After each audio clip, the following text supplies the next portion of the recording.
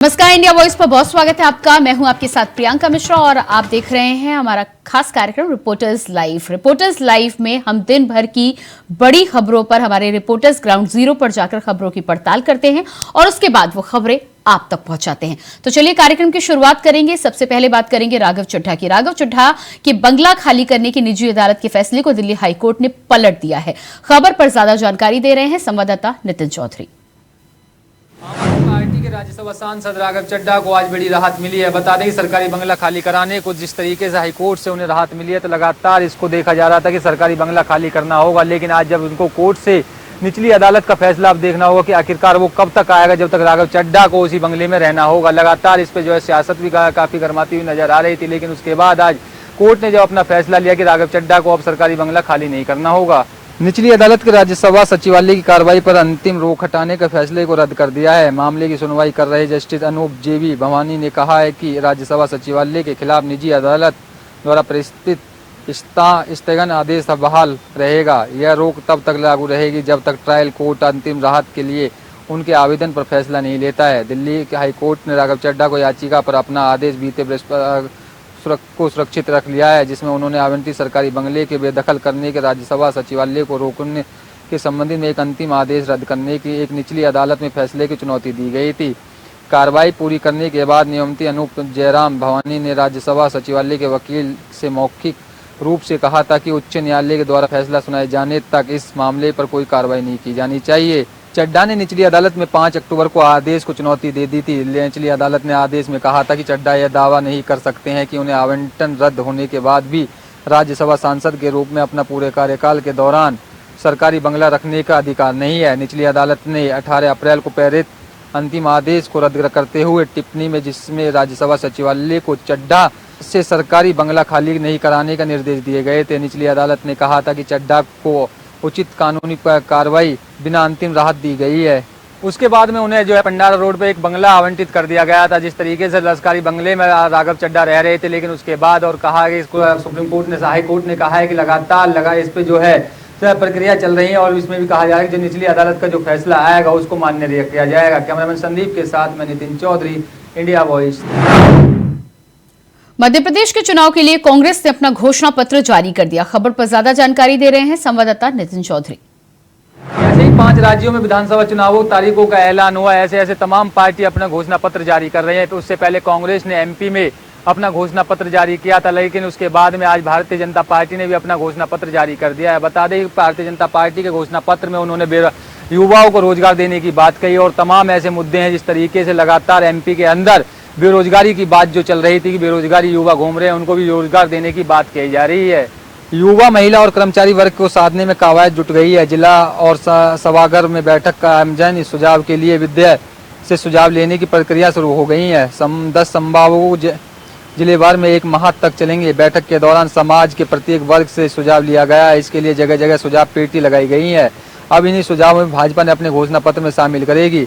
223 विधानसभा में प्रत्याशियों की घोषित करने के बाद घोषणा पत्र जारी करने की तैयारी है। भाजपा अपने घोषणा पत्र में कर्मचारी वर्ग को साधने के लिए अहम घोषणा करेगी। वहीं युवाओं को अलग से युवा बजट और महिलाओं के लिए नई घोषणा भी की जा सकेगी।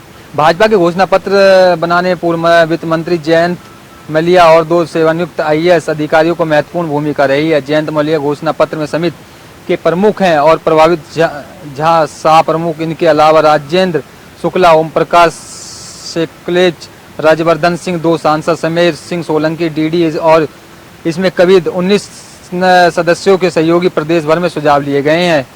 जैसे चुनावों की तारीखों का ऐलान हुआ तो लगातार तमाम पार्टी अपने घोषणा पत्र जारी कर रही हैं। बता दें कि भारतीय जनता पार्टी ने अभी से ही अपने घोषणा पत्र में साफ तौर पर कह दिया कि युवाओं और महिलाओं को इसमें काफी अहम भूमिका है। लगातार इसको देखा जा रहा है कि इसमें जो है युवाओं को कितना बेरोजगार की बात की जा रही थी कि युवाओं को रोजगार नहीं मिला, लेकिन उसके बाद भारतीय जनता पार्टी ने अपने रोजगार की घोषणा पत्र के लिए अलग अलग पेटियां भी रखवा दी गई हैं, जिसमें जो है 19 सदस्यों की इसमें जो है टीम गठित की गई है। कैमरामैन संदीप के साथ मैं Nitin Chaudhary, India voice, Delhi.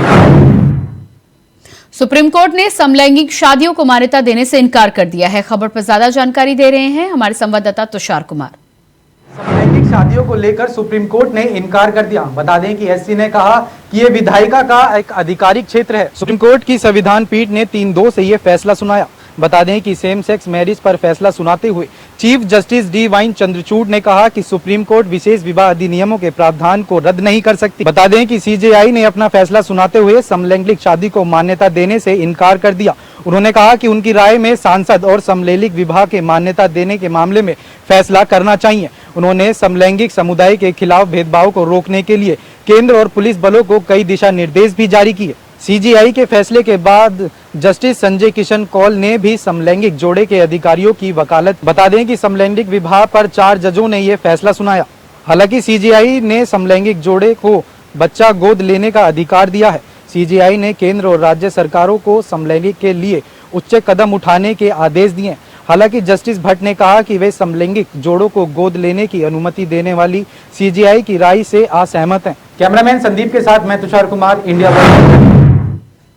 Global investor summit को लेकर सीएम पुष्कर सिंह धामी दुबई दौरे पर हैं। इस दौरान दुबई में क्या कुछ हुआ, खबर पर ज्यादा जानकारी दे रहे हैं संवाददाता अभय कैतुरा। पुष्कर सिंह धामी का दुबई पहुंचने पर उत्तराखंड के जो प्रवासी लोग हैं उनकी तरफ से जोरदार स्वागत किया गया। उम्मीद यही है कि मुख्यमंत्री पुष्कर सिंह धामी अपने इस दुबई दौरे के दौरान भी सफल होंगे। जिस प्रकार से लंदन दौरे के दौरान हजारों करोड़ के एमओयू साइन किए गए थे, उसी प्रकार से दुबई दौरे के दौरान भी होंगे, क्योंकि उत्तराखंड राज्य में जो ग्लोबल इन्वेस्टर समिट आयोजन होने जा रहा है, उत्तराखंड राज्य के विकास के लिहाज से एक मील का पत्थर साबित होने जा रहा है। ऐसे में सरकार का जो लक्ष्य है कि 2.5 लाख करोड़ के एमओयू साइन करने हैं, तो उसमें सीधे तौर पर सरकार प्रारंभिक जो प्रथम चरण है उस पर सफलता हासिल कर चुकी है। 40,000 करोड़ के एमओयू साइन हो चुके हैं और आने वाले दिनों में इसी प्रकार से और बड़े एमओयू भी साइन होंगे, जो उत्तराखंड राज्य में विकास के नए आयाम स्थापित होंगे और राज्य की जनता को उन विकास के कार्यों से लाभ मिलेगा। कैमरामैन नसरुल के साथ अभय कैतुरा, इंडिया वॉइस, देहरादून। चारधामों के अब तक करीब 50 लाख से अधिक श्रद्धालु दर्शन कर चुके हैं। खबर पर अधिक जानकारी दे रहे हैं संवाददाता तुषार गुप्ता। चारधाम यात्रा ने एक नया कीर्तिमान स्थापित किया है। करीब 50 लाख से अधिक जो श्रद्धालु हैं वो चारों धामों के जो दर्शन हैं वो कर चुके हैं, जिसमें केदारनाथ, बद्रीनाथ, यमुनोत्री धाम और साथ साथ जो गंगोत्री धाम है, ये चारों धाम साथ साथ है। और ये 50 लाख का जो आंकड़ा है वो इस बार कहा जा सकता है कि राज्य सरकार या तीर्थ यात्रियों की जो मदद से है पूरा हो चुका है। ऐसे में ये कहा जा सकता है जो पर्यटन है लगातार बढ़ता जा रहा है और राज्य सरकार इसे सफलता के रूप में देख रही है, क्योंकि जिस तरह से जो सरकार की व्यवस्थाएं रही है चाक चौबंद, चाहे वो सड़कों को लेकर हो, चाहे वो व्यवस्था पानी या मूलभूत सुविधाओं को लेकर हो, तमाम चीज़ें जो सरकार ने की है वो काफ़ी सफलतापूर्ण रही है, जिसके कारण जो तीर्थ यात्री है या फिर कहा जाए जो यात्री है भारी संख्या में इस बार उत्तराखंड पहुंचा है। और ऐसे में जो तीर्थ यात्रियों का रिकॉर्ड है 50 लाख का, वो इस बार क्रॉस हो चुका है। और इस सरकार की बात की जाए तो सफलता के रूप में माना रही है। अभी भी अगर कहा जाए तो 1 महीना भी श्रेष्ठ है। और ऐसे में ये माना जा रहा है कि करीब 10 से जो 15 लाख श्रद्धालु और अत्यधिक आ सकते हैं, क्योंकि 20 से जो 25,000 लोग हैं वो रोज़ाना दर्शन कर रहे हैं, क्योंकि ये जो कहा जाता है ये पीक सीज़न कहा जाता है चारधाम यात्रा में। तो ऐसे में एक बड़ी सफलता हम इसे कह सकते हैं। कांग्रेस इसे नकार रही है, कह रही है कि जो रास्ते हैं या फिर कहा जाए कि जो व्यवस्थाएं हैं वो पूर्ण नहीं हो पाई है, लेकिन जो ये रिकॉर्ड तोड़ा है वो साफ तौर पर जताता है कि जो सरकार की व्यवस्था है वो चाक चौबंद है। कैमरा जर्नलिस्ट निशांत चौहान के साथ मैं तुषार गुप्ता, इंडिया वॉइस, देहरादून। मौसम ने करवट बदली है और पहाड़ों पर जमकर बर्फबारी हुई है। खबर पर ज्यादा जानकारी दे रहे हैं संवाददाता तुषार गुप्ता। 16 अक्टूबर को उत्तराखंड में मौसम ने बदलाव किया था और उसके बाद जो पहाड़ी क्षेत्र हैं वहाँ पर बर्फबारी देखने को मिली थी और जो मैदानी क्षेत्र हैं वहाँ पर बरसात देखने को मिली थी।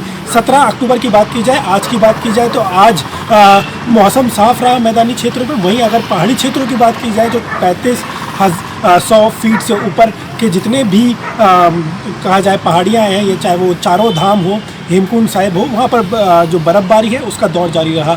कई जगह हल्की फुल्की बरसात भी देखने को मिली, लेकिन जो ये मौसम में बदलाव आया है उसमें ठंड ज़रूर बढ़ गई है। लोगों की जैकेटें निकल गई है, कंबल निकल गए हैं, पंखे बंद हो गए हैं घर के। ऐसे में जो मौसम है वो करवट ले चुका है और जो शरद ऋतु है वो सामने नज़र आ रही है। लेकिन जो बर्फ़बारी का दौर है चारों धामों में, जिस तरह से उत्तराखंड में टूरिज़्म इसमें बढ़ सकता है क्योंकि बर्फ़बारी हो रही है और जो बर्फ़ का लुत्फ़ लेने जो देश भर के जो यात्री हैं वो यहाँ पर पहुँचेंगे। साथ साथ केदारनाथ जो चारों धाम है अंतिम चरण में चल रहे हैं और ये जो पीक एरिया कहा जाता है, पीक पूरा सीज़न कहा जाता है उसमें जो यात्री हैं वो यहाँ पर पहुँचेंगे और साथ साथ जो मौसम का लुत्फ़ है, बर्फ़बारी देखने को मिलेगी, साथ साथ हल्की बूंदेबांदी देखने को मिलेगी और जो प्राकृतिक सौंदर्य है उत्तराखंड का वो देखने को मिलेगा। अब देखना होगा जो मौसम में बदलाव हुआ है वो फिलहाल जो बरसात का माहौल रहेगा और साथ साथ जो बर्फ़बारी का माहौल रहेगा कब तक रहेगा। कैमरा जर्नलिस्ट निशांत चौहान के साथ मैं तुषार गुप्ता, इंडिया वॉइस। हापुड़ पहुंचे सीएम योगी आदित्यनाथ, करोड़ों की दी है सौगात। खबर पर ज्यादा जानकारी दे रहे हैं संवाददाता शक्ति ठाकुर। मुख्यमंत्री योगी आदित्यनाथ आज 2 बजे हापुड़ पहुंचेंगे। आपको बता दें, हापुड़ पहुंचने के बाद करीब 1 घंटा 20 मिनट का योगी आदित्यनाथ का यहाँ कार्यक्रम है, जिसमें वो 135 करोड़ की 102 योजनाओं का शिलान्यास व लोकार्पण करेंगे। साथ ही जो योजनाओं के लाभार्थी हैं उन्हें सम्मान प्रदान करेंगे। आपको बता दें कि सुरक्षा व्यवस्था की दृष्टि से करीब 20 ड्रोन कैमरे लगाए गए हैं और 5 किलोमीटर के एरिया को रेड जोन में घोषित कर दिया गया है। तो आप देख सकते हैं कि किस तरीके से यहाँ लोगों का आना जाना शुरू हो गया है और यहाँ लोग नजर आ रहे हैं। तो कहीं ना कहीं योगी आदित्यनाथ पश्चिमी उत्तर प्रदेश के अनुसूचित मोर्चे का आज हापुड़ से आगाज करने जा रहे हैं। पश्चिमी उत्तर प्रदेश से आज योगी आदित्यनाथ अनुसूचित मोर्चे का आगाज करने जा रहे हैं और यहाँ तमाम नेता बीजेपी के दिग्गज यहाँ आए हुए हैं और भीड़ जुटाने का भी काफी प्रयास किया गया है। कैमरामैन संजय कश्यप के साथ इंडिया वॉइस के लिए हापुड़ से शक्ति ठाकुर। सीएम योगी आदित्यनाथ बुलंदशहर पहुंचे और महिला सम्मेलन में शामिल हुए। खबर पर ज्यादा जानकारी दे रहे हैं संवाददाता वरुण शर्मा। उत्तर प्रदेश के मुख्यमंत्री योगी आदित्यनाथ आज बुलंदशहर पहुंचे और महिला सम्मेलन में महिलाओं को किया संबोधित।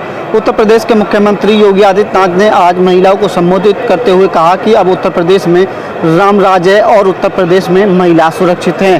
अगर कोई उत्तर प्रदेश सरकार में कोई सेंध लगाता है तो उसको भी पुलिस पाताल से ढूंढ लाएगी। वहीं आज बुलंदशहर में 700 करोड़ की योजनाओं का भी शिलान्यास किया है। आपको बता दूं कि उत्तर प्रदेश में खेल में विजय होने वाली बेटियों को भी सरकारी नौकरी और करोड़ों रुपए अब दिए जाएंगे। लगातार उत्तर प्रदेश के मुख्यमंत्री ये कहते हुए नजर आए कि लगातार उत्तर प्रदेश में रामराज है और अब महिला उत्तर प्रदेश में सुरक्षित हैं। Varun Sharma, India voice, Bulandshahr. आगरा में जमीनी विवाद में गोली चलने का मामला सामने आया है। खबर पर ज्यादा जानकारी दे रहे हैं संवाददाता आमिर कादरी। आगरा में जमीनी विवाद में चली गोली। दरअसल आगरा के थाना सदर क्षेत्र के अंदर एक जमीनी विवाद को लेकर 2 पक्ष आमने सामने आ गए और बात इतना तूल पकड़ गई कि दोनों पड़ोसियों ने एक दूसरे पर जान से मारने के प्रहार कर दिया। एक पक्ष ने दूसरे युवक के पेट में गोली मार दी और एक युवक को लाठी डंडों से वार कर लहूलुहान कर दिया। इसके बाद क्षेत्र में सनसनी फैल गई। सूचना मिलते ही पुलिस फोर्स मौके पर पहुंच गया। थाना इंस्पेक्टर सदर नीरज कुमार शर्मा और डीसीपी सिटी सूरज रॉय मौके पर पहुंच गए। इन्होंने मौके पर पहुंचकर स्थिति को संभालकर घायलों को हॉस्पिटल में एडमिट कराया। जिसके बाद थाना सदर क्षेत्र के अंदर लोगों से जानकारी मिली कि यह विवाद काफी लंबे समय से चला आ रहा था, जो कि आज दोनों पड़ोसी एक दूसरे के सामने आ गए और विवाद इतना बढ़ गया कि एक पक्ष ने दूसरे पक्ष को जान से मारने की नीयत से गोली मार दी और दूसरे युवक को लाठी डंडों से वार कर लहूलुहान कर दिया। इस तकरार में क्षेत्र में सनसनी फैल गई, जिसके बाद पुलिस फोर्स ने मौके पर पहुंचकर स्थिति को संभालकर मामला शांत कराकर घायलों को हॉस्पिटल में एडमिट कराया और आरोपियों की तलाश में पुलिस टीम लगातार दबिश दे रही है।